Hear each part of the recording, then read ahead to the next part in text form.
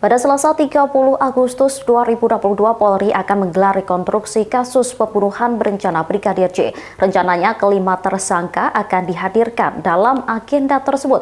Ini akan menjadi pertemuan perdana kelima tersangka seusai ditahan di tempat yang berbeda-beda. Kabar tersebut diungkapkan oleh Kapolri Jenderal Listio Sigit Prabowo seusai acara kirap merah putih di Bundaran HI Jakarta Pusat Minggu 28 Agustus.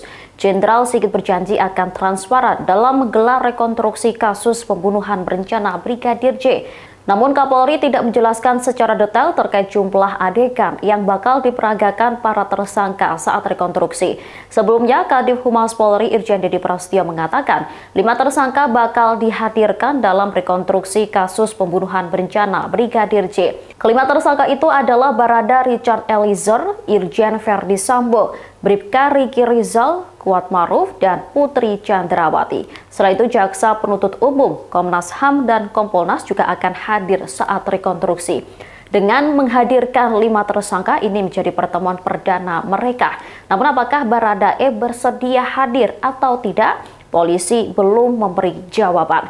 Pasalnya, ia sebelumnya menyatakan tak ingin dipertemukan dengan Verdi Sambo.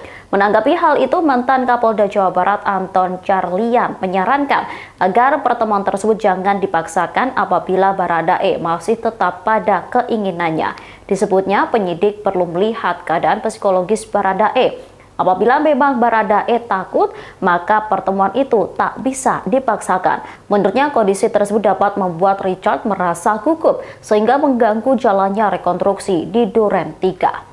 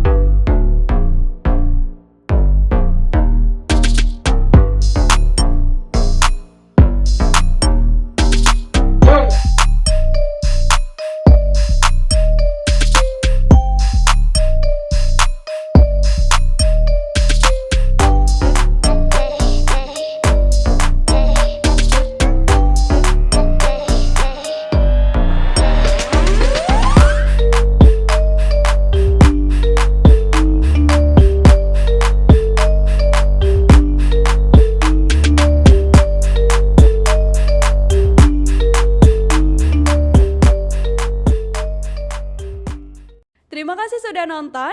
Jangan lupa like, subscribe, dan share ya.